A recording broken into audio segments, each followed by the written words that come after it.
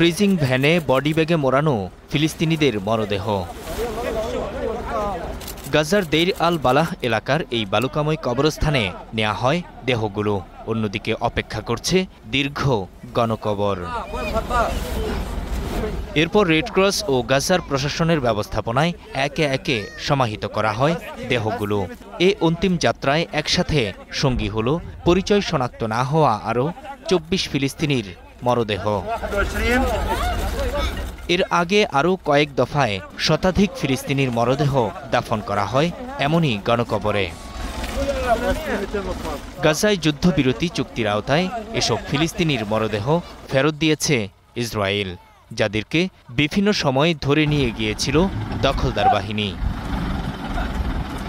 চুক্তি অনুযায়ী ৩৫০ ফিলিস্তিনির মরদেহ ফেরত দেওয়ার কথা ইসরায়েলের, তবে এখন পর্যন্ত ফেরত দিয়েছে ২৮৫টি।